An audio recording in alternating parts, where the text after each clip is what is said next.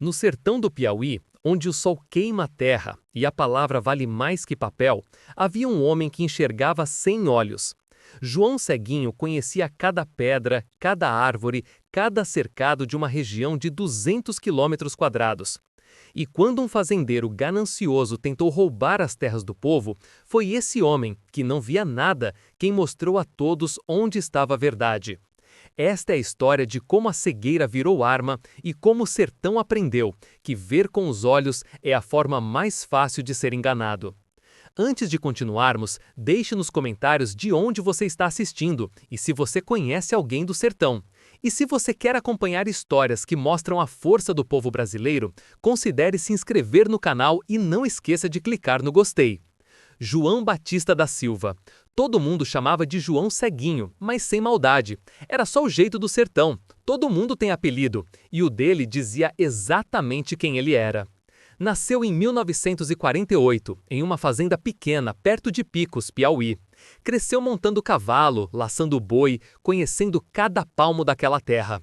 Aos 15 anos, já era vaqueiro respeitado, sabia onde o gado bebia água nos tempos de seca, sabia qual caminho fazer quando o rio enchia. Conhecia o sertão como quem conhece a própria casa. Até que aos 30 anos, em 1978, tudo mudou. Foi numa vaquejada. Cavalo assustou, João caiu de cabeça, bateu forte. Quando acordou no hospital de Picos 3 dias depois, estava cego. Os médicos disseram: traumatismo craniano, lesão no nervo óptico, irreversível. João ficou 3 meses trancado em casa. Não queria ajuda, não queria conversa. Achava que tinha perdido tudo: profissão, identidade, futuro. O que um vaqueiro faz sem os olhos? Mas o sertão não deixa ninguém desistir fácil. Foi seu Damião, dono da fazenda onde João trabalhava desde menino, quem o tirou de casa.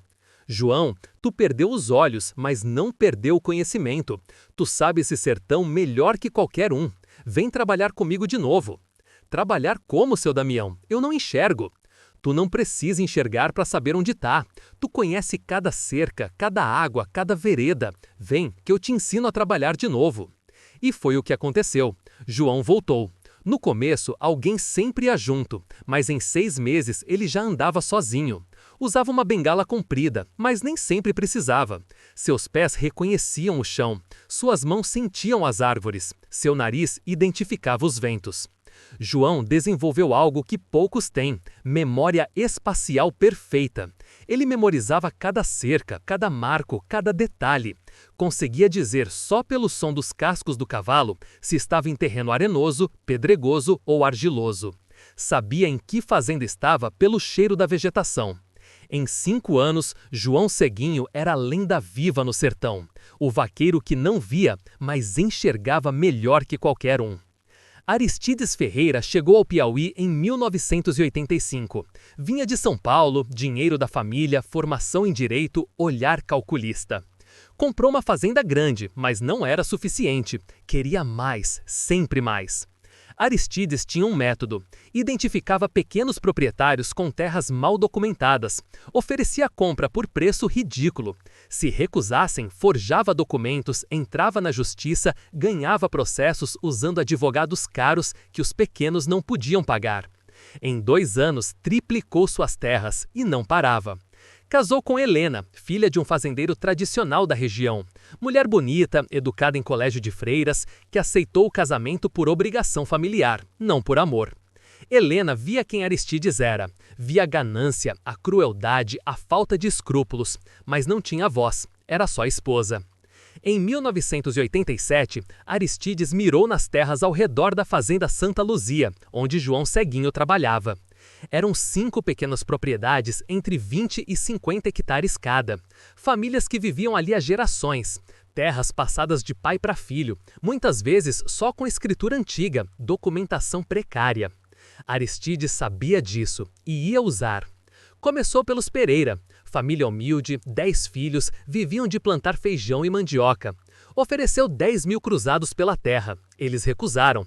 Uma semana depois, Aristides apareceu com papel novo, escritura falsa dizendo que aquela terra era dele, registro adulterado, carimbo falso. Entrou na justiça, ganhou. Os pequenos não tinham. Aristides tinha advogados, dinheiro, influência. Os pequenos não tinham nada.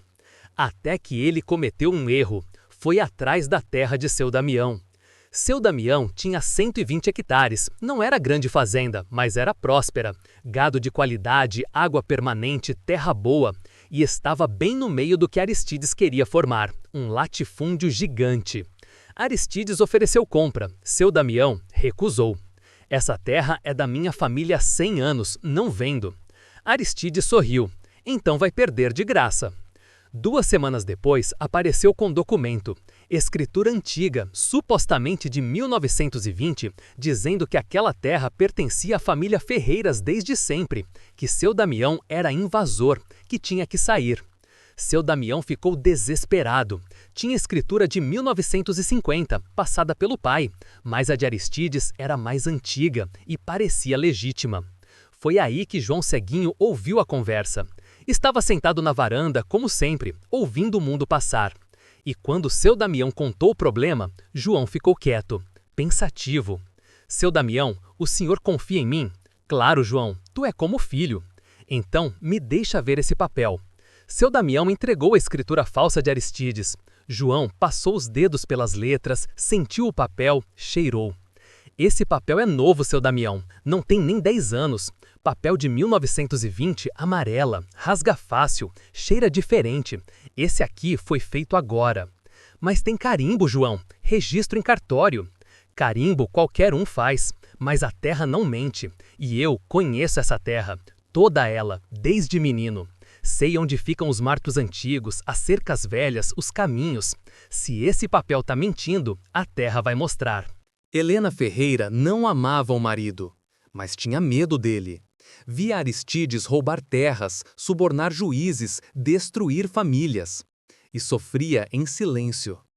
Até o dia em que ouviu a conversa entre Aristides e o advogado dele, Doutor Mendonça. Essa terra do velho Damião é a última que falta. Com ela eu fecho o bloco. Vou ter mais de 1000 hectares. Vou ser o maior fazendeiro da região. E se o velho provar que a escritura é falsa? Não vai provar nada. Quem vai acreditar num bando de sertanejo analfabeto? Juiz já tá comprado, processo já tá ganho. Helena sentiu nojo.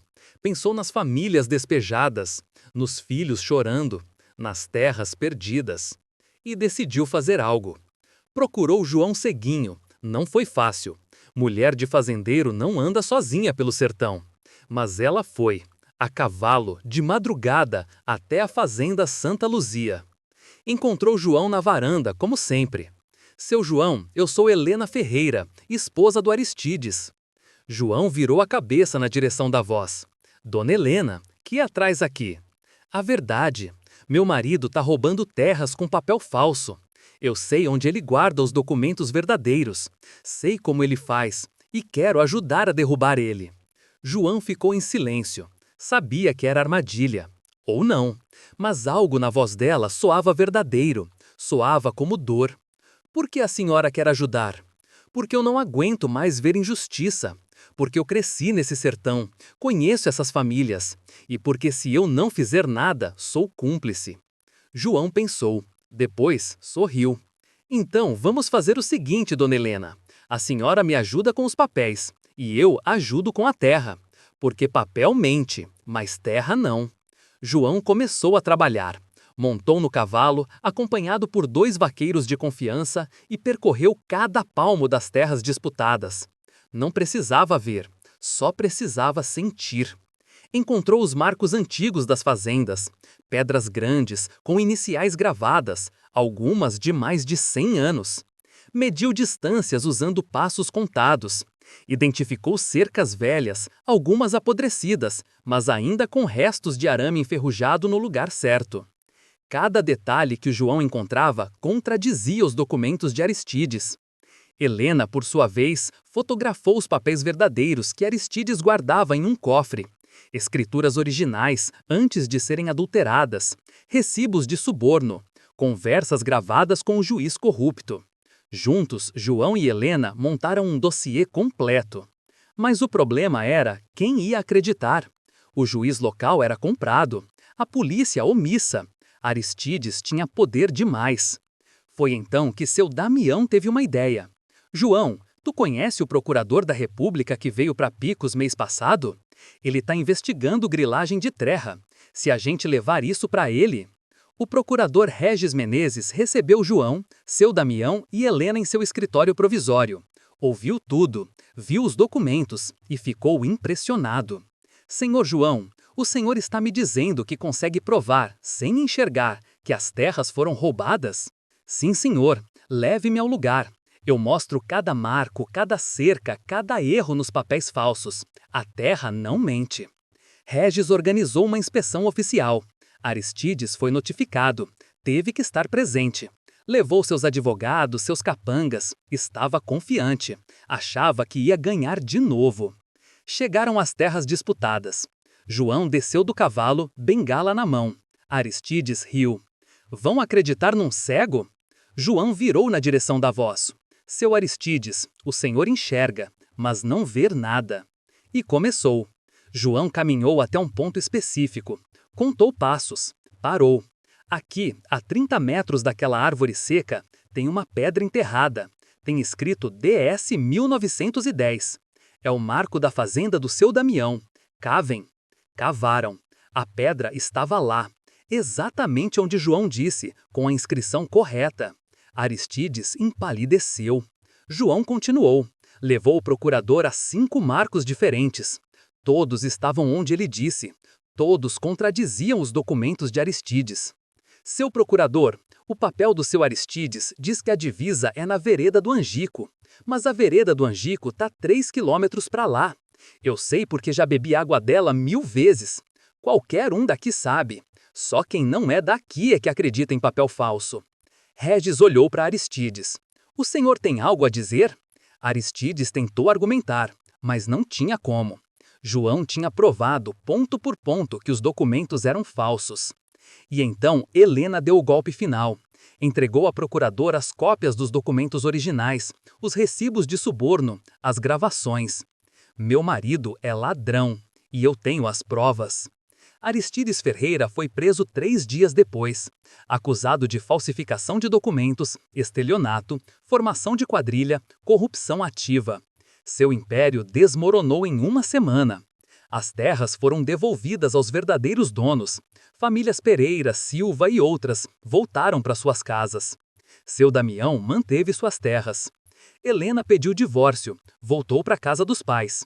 Anos depois, casou com um professor da cidade. Reconstruiu a vida longe de Aristides. E João? João continuou sendo vaqueiro. Continuou andando pelo sertão, cego, mas enxergando mais que qualquer um. Anos depois, em 2010, João Ceguinho foi homenageado pela Prefeitura de Picos. Recebeu medalha de honra ao mérito. Discursou, com sua voz calma de sempre. Eu perdi os olhos, mas ganhei algo que pouca gente tem. A capacidade de enxergar o que importa. Papel pode mentir, gente pode mentir, mas a terra não, o sertão não. E quem conhece de verdade não precisa de olhos para ver a verdade. Seu Damião, já velho, estava na plateia. Chorou, não de tristeza, de gratidão. Helena também estava, sorriu para João. Ele não viu, mas sentiu. Se você perguntar a alguém em Picos sobre João Ceguinho, vão te contar histórias.